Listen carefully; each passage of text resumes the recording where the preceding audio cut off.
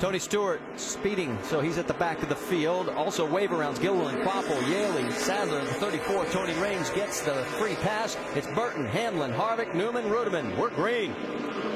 Yeah, Greg Biffle also had to come back to pit road. They didn't have all the lug nuts on. Got to get everything done in there. Well, that outside lane just can't get going as good as the guys on the bottom. You see Denny Hamlin lost a spot to Harvick. Battle for fourth. Newman's on the high side with David Ruderman underneath him.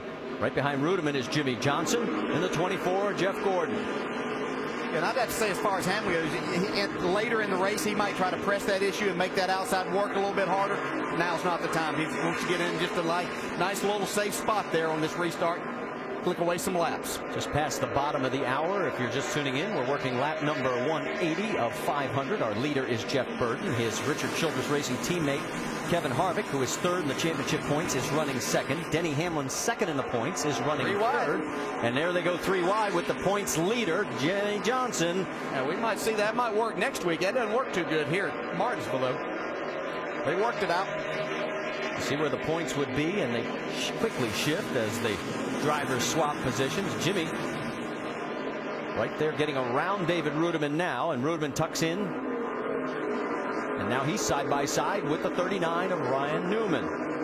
You see Jimmy Johnson, even with what we showed there with losing some spots in the pits. I was concerned about their pit stall being behind the one, getting blocked in there some during the day. But Jimmy's making up for it on the racetrack. They do have this car pretty fast, especially on new tires.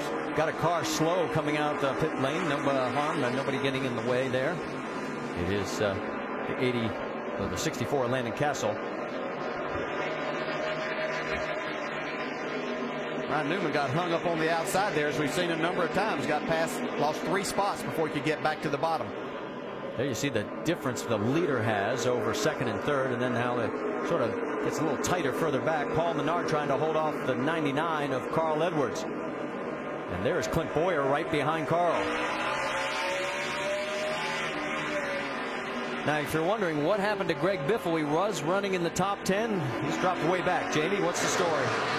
Well, Marty, after his first pit stop, he had to re-pit. They didn't get enough lug nuts on the left rear, and that cost him severely. He's back in 26th. And he restarted 29th. And as far as Tony Stewart, he restarted 33rd. He is back up to 31st after his speeding penalty. And you saw the puff of smoke.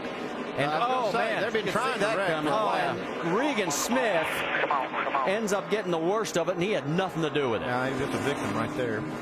And Regan is coming off some great runs for that team. He was 12th at California, 13th at Charlotte, his best of 2010. And that's what's left after banging the wall. So a tough break for Regan in the 78. The batteries are hanging out of it, Mark. And here we are at lap 186, guys, and we talk about tempers flaring. Come on. That was a perfect example of it. Yeah, that's exactly right. We saw some guys arguing over a little bit of turf there. And unfortunately, it's somebody that had nothing to do with any of it that gets caught up. And that's why the guys coming in here in the chase, you can see right here, the 77 gets into the 82. Gets him a little sideways off the corner. Now, Sam Hornish is going to try to go to the inside. Scott Speed wasn't having any of that. And then Hornish just runs into the back and punts him pretty hard right into the 78. And they all go on except for Regan Smith gets the worst of it. And don't forget Sam Hornish and Scott Speed looking for rides next year. Neither one guaranteed a seat as of right now. And I was going to say, that's exactly what the guys racing in the chase and trying to gain points think. That's their biggest fear here, is they run up on somebody or get caught up in someone else's misfortune there, and it ends up costing them a lot of spots. So you have to try to keep your head about you all day. Well, we're under our 6th caution here. We've had 7 different leaders with 10 lead changes, and we're far from over at Martinsville. Jimmy Johnson, Jeff Gordon, and we're green. Hamlin trying to get underneath Harvick. They're side by side.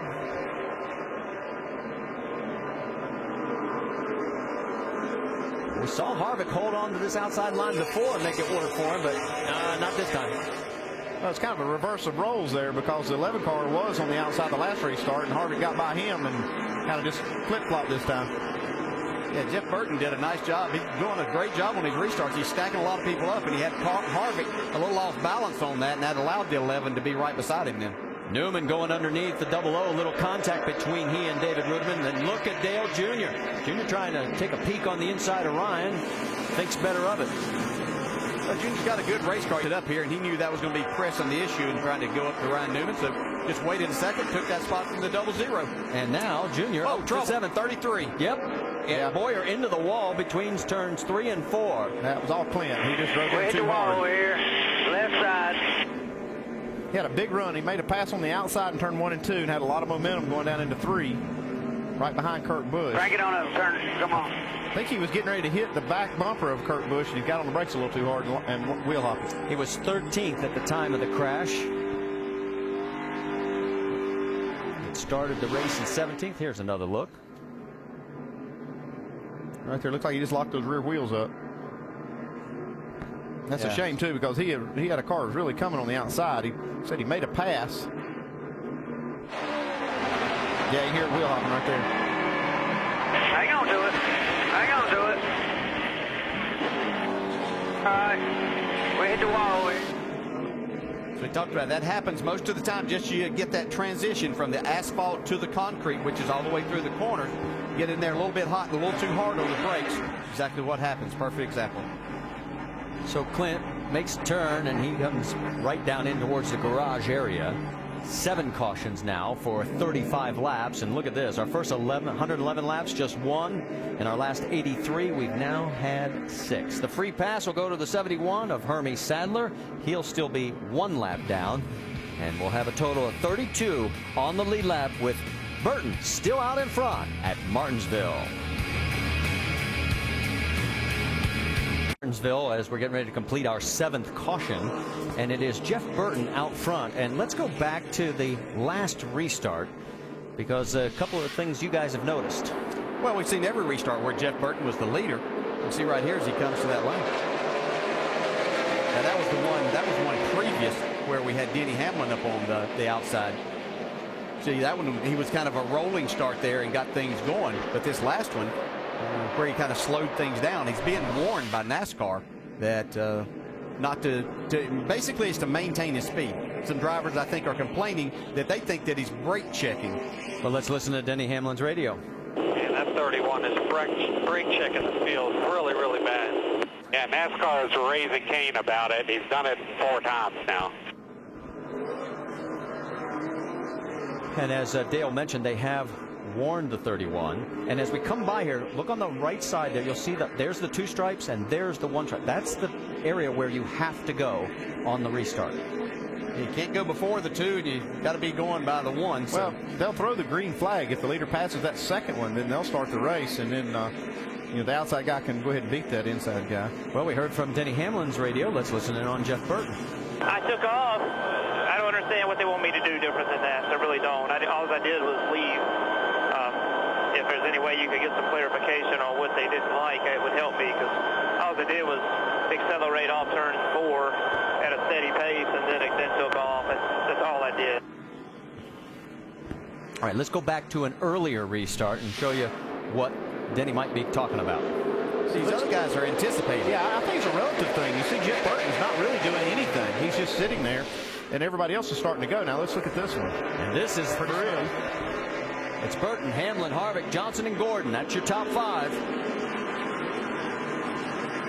The cars on the outside are getting kind of antsy because they know they're going to get freight trained if they don't get a really good start. So they're trying to anticipate the leader jump. Boy, Hamlin doing a good job of hanging on that outside line. Yeah, you see the run that Jeff Burton got off of turn 4 there, though. Looks like he's going to be able to maybe clear him as they come out of 2. And you're right, DJ, and here comes Kevin Harvick. But Hamlin's going to get clear, though. Denny does. Yeah, and he was able to hang there just enough. And that's all that you have to do. Is if you can hang there for about a lap and a half, you might get yourself in a nice position down and be able to get to the bottom.